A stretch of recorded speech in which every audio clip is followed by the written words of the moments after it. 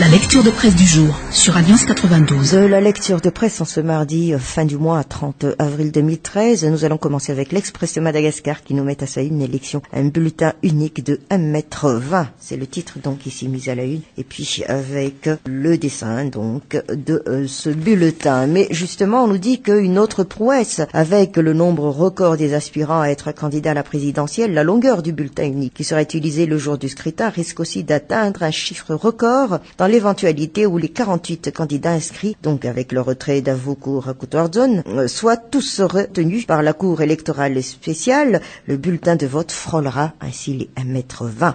Le format du bulletin sera une fiche unique, a d'ailleurs souligné le directeur du cabinet auprès de la Commission électorale nationale indépendante pour la transition, et toujours rapporté ici par l'Express de Madagascar au directeur d'écarter ainsi les spéculations selon lesquelles la CENIT pourrait songer à un carnet unique qui regroupera tous les candidats pour le scrutin à cause de leur nombre élevé. Et toujours d'après le directeur, nous n'aurons eu recours au carnet unique que si les nombres des candidats avaient atteint la centaine au plus. Depuis que le code électoral voté en 2012 a établi l'utilisation du bulletin unique pour les élections, la question de l'éducation citoyenne pour son utilisation inquiète la population. Voilà sur ce sujet. Et on enchaîne avec le journal La Vérité qui nous parle des prétendants. 48 prétendants candidats président, le simple citoyen dubitatif. Situation de partis politiques, 183 sur 346, régularisés, les deux titres ici, mis à la une. Mais quand on dit candidat, il y a eu aussi cette histoire de caution. Et ici, au journal de La Vérité, de nous poser une question en titre. Que peut-on faire avec 50 millions d'ariars? Et justement, au journal, de nous décortiquer, justement, comment peut-on faire avec 50 millions d'ariars? Alors, un candidat à la prochaine élection présidentielle, en déboursant 50 millions d'ariars de caution, aurait pu acheter, et ici donc on nous fait la liste, 3000 postes de radio, 500 tonnes de riz, 3000 sacs de charbon, 10 000 bouteilles d'huile de table, 20 000 litres de pétrole lampant, 166 000 baguettes de pain, 100 000 pièces de savon, 20 830 kilos de sucre, 8 000 kilos de viande de bœuf, 25 000 plaquettes d'antibiotiques, 5 000 paires de chaussures Made in China, sans parler de la possibilité pour chacun d'eux de payer un mois de salaire pour 500 smicards, 125 500 trajets en taxi B, etc. La liste n'est pas exhaustive, nous dit ici le journal La Vérité. Et puis le tout a multiplié par 48 à ces derniers de faire le compte de ce qu'ils auraient pu faire pour amoindrir la souffrance de la population. C'est la même dont ils sollicitent la voix de le 24 juillet prochain, nous précise encore ici le journal La Vérité. Le journal Les Nouvelles nous met à sa une carburant, cacophonie autour de la hausse des prix. Mais puisqu'on parle toujours des élections, mais pourquoi pas aussi des institutions, ici en titre au journal Les Nouvelles de nous dire la laïcité de l'État fait débat. La classe politique, nous dit le journal Les Nouvelles, demeure partagée sur la position des principaux chefs d'église à partir du dernier conclave qu'ils ont initié. Les polémiques nées de résolutions des participants à la réunion ne font qu'accroître le débat. L'article 2 de la Constitution de 2010, et d'ailleurs à ce propos, celle-ci stipule que, et je cite, l'État affirme sa neutralité à l'égard des différentes religions. La laïcité de la République repose sur le principe de la séparation des affaires de l'État et des institutions religieuses. L'État et les institutions religieuses s'interdisent toute immixtion dans leurs domaines respectifs. Fin de citation. Et concernant la tentative de mettre en place une nouvelle transition avec le report de la date des scrutins, l'ancien président de l'Assemblée nationale de souligner, et je cite, il n'a pas été facile d'arracher les accords inscrits dans ce document.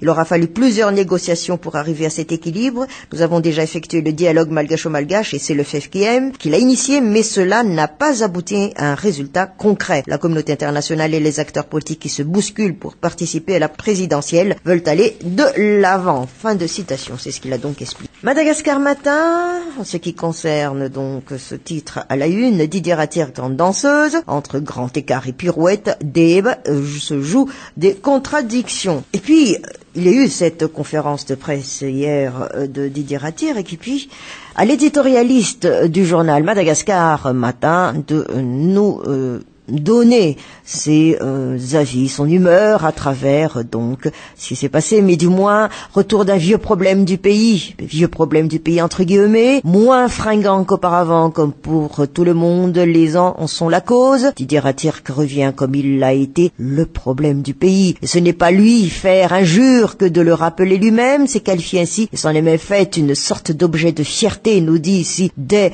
son introduction l'éditorialiste de Madagascar Matin. Sa candidature reste à l'égal de ses initiatives d'antan, sauf que n'ayant plus ses moyens d'avant, il s'est sacrifié en personne pour se jeter à l'eau comme on jette un pavé pour remuer la mare. Et pour remuer, ça remue, nous dit ici l'éditorialiste de Madagascar Matin. Crapauds et grenouilles coassent. Toute la vase du fond remonte en surface. L'eau devient trouble, et de trouble, il n'y a pas que l'eau. Cela provoque des troubles partout, chez les gens, dans la société, dans l'air que l'on respire. On ne sait si lui-même en rit ou est triste de cette dernière facétie. Ce n'est pas au vieux singe que l'on apprend à faire des grimaces, et le fait d'avoir réussi à faire son buzz doit quelque part flatter l'âme de Cabotin. Mais ce n'est sûrement pas ce qui l'intéresse en premier. Avec l'âge, on ne se refait pas. Il reste les traces du stratège qui, pour parvenir à ses fins, est capable de faire alliance avec son pire ennemi ou avec son mauvais ami. Et ici, elle est éditorialiste de nous faire rappeler ici les quelques jours qui, de son arrivée donc, où l'homme, nous dit ici l'éditorialiste de Madagascar Matin, n'avait pas caché son hostilité à la tenue de ces élections dans les circonstances qui sont. Ce n'est pas que ça le dérange de caresser l'illusion de redevenir président, non seulement ça flatterait son ego, qu'il entretient surdimensionné, mais ça satisferait bien son appétit de revanche. Il cache sûrement des motivations plus machiavéliques dans cette initiative de faire acte de candidature. En alourdissant les obligations d'exception à la charge de la CES, celle-ci devait valider sa candidature et celle de la Laura Valman. Il diminue les chances de cette dernière, pied de nez à Marc Ravalman, à qui il doit quelques années d'exil. De plus, d'une pierre, il fait deux coups, nous dit encore ici en argument l'éditorialiste de Madagascar Matin, en armant en même temps un piège à l'endroit du système feu de route. Le risque de trouble, dont on ne peut mesurer l'avance et l'importance, se fait jour si l'on rejette son dossier de candidature et celui de la Laura Valman. Une sorte donc de chantage feutré qui n'a pas besoin de dire son nom. On voit mal Didier Ratirk a participé à des élections dont il combat la tenue. Déjà que pour la signature de la feuille de route, elle a exercé d'identiques manœuvres pour télescoper l'aboutissement. On peut évidemment, nous donne encore ici en réflexion l'éditorialiste de Madagascar Matin, ne pas partager le choix de Didier Ratirk, ce qui ne lui en nie pas le droit de l'exercer. Et on est aussi en droit de détester les méthodes qu'il utilise et les méandres qu'il emprunte, méthodes et méandres dans lesquels on peine à retrouver la motivation patriotique déclarée, qui elle aussi semble s'être égarée à travers des dédales du machiavélisme, en supposant que c'est lui qui a une bonne vision de la situation, superposée à l'absence d'une sérénité du climat, une dangereuse menace de nouveaux troubles, non seulement ne récolte pas nécessairement une unité de l'opinion, beaucoup s'en font, mais soulève une partie de l'opinion à s'opposer farouchement à ce schéma. Nombreux craignent que le remède présente le risque de provoquer des dégâts plus graves, que ce n'est catastrophique la situation. Nous conclut ici l'éditorialiste de Madagascar Matin. Courrier de Madagascar, candidat aux élections présidentielles. 37 sur les 48 ont payé la caution. Et on enchaîne avec la Gazette de la Grande Île qui nous titre ici en sa une, médiation FFKM menace d'une nouvelle crise sans précédent. Et puisqu'on a fait la lecture d'un éditorial, et puis on continue, pourquoi pas, eh bien ici, la Gazette de la Grande Île de nous titrer Patience ou indifférence. Les étrangers qui ont eu l'occasion de fréquenter des Malgaches ou qui parlent de la situation actuelle à Madagascar disent que les Malgaches sont patients et pacifiques. Ils disent même que la patience des Malgaches est admirable. Dans d'autres pays, 4 ans de transition avec pillage dans les règles de l'art de toutes les richesses du pays auraient éveillé la rage chez la population. Elle serait descendue dans la rue depuis longtemps et pire, aurait mis le pays à feu à sang.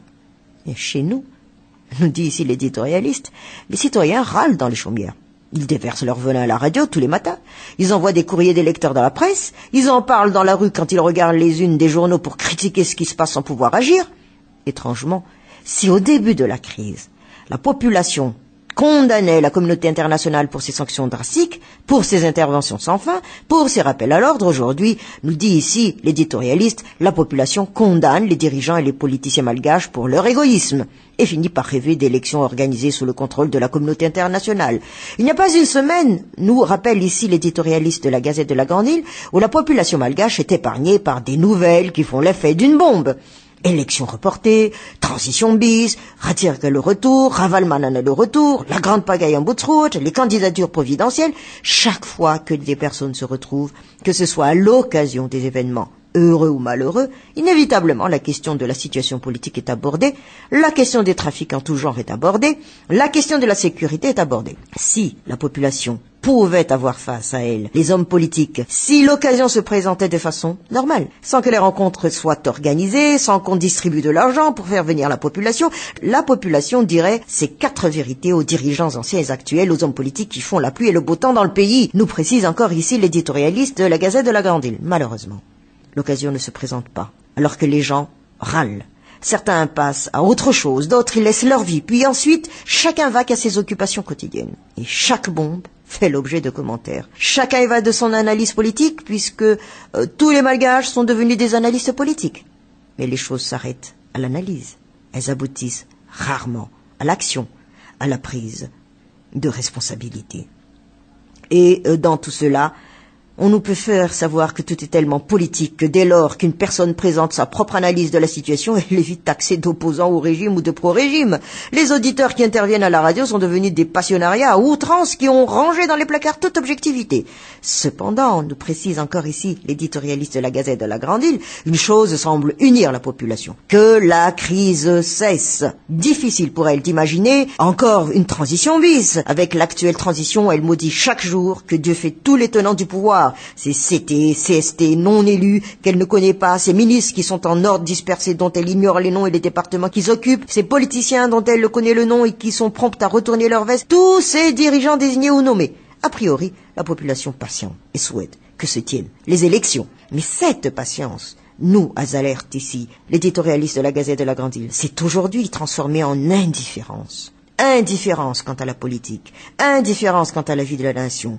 Au fond, peu importe qui sera élu, la population est blasée et se dit simplement que l'essentiel est que les élections soient organisées sous contrôle de la communauté internationale et les robinets qui sont fermés depuis 4 ans font enfin réouvert, nous dit ici dans sa conclusion l'éditorialiste de la Gazette de la Grande Île. Courrier de Madagascar. Fiftianana Flupirinina, Tuama Panabeyanj. Candidat aux élections présidentielles, 37 sur les 48 ont payé la caution. Les 2 titres ici, mis à la une. Mais voyons notre quotidien. Retournons, comme on dit, dans la vie terre à terre. Eh bien, circulation Tananariville, la guerre contre les embouteillages est déclarée. C'est les titres ici, mis en page 4 de Courrier de Madagascar. Les embouteillages dans la ville d'Antananarive sont un problème auquel les Tananariviens doivent faire face tous les jours. Et c'est la raison pour laquelle donc nous fait-on savoir à travers cet article que la police nationale va mettre tout en œuvre pour améliorer la situation en déclarant la guerre contre les embouteillages. Hier donc, l'association malgache de défense des droits de l'enfance et de la femme a effectué une donation de 4 motoscooters en faveur de la police nationale malgache dans l'objectif, dit-on, de les aider dans leur travail. La cérémonie d'octroi de ces derniers donc a été effectuée au commissariat central de Tarlalan. Et grâce à l'acquisition de ces nouveaux matériels, la brigade mobile de la circulation va pouvoir effectuer des rondes dans les endroits où d'habitude il n'y a pas d'agent de police ou de la route pour veiller sur la circulation. Et cette brigade, nous fait encore savoir cet article de Courrier de Madagascar, aura à sa disposition 15 motos qui vont effectuer des rondes dans la ville, dont ces 4 scooters qui vont être utilisés par des femmes policières. Mais la ville d'Antananarive n'est jamais à l'abri aussi des embouteillages, nous fait rappeler, et nous le dit ici Courrier de Madagascar, du matin jusqu'au soir, aux environs de 19h. La population tananarivienne semble s'être résignée en organisant chaque jour leur programme. Les causes principales de ces embouteillages réside parfois dans la négligence du code de la route de la part des automobilistes. Et ce sont surtout les chauffeurs de taxi B qui sont les plus incriminés dans le non-respect de la loi et de leur cahier de charge. Midi, Madagascar, réunification du team, les Anakdad postent un préalable.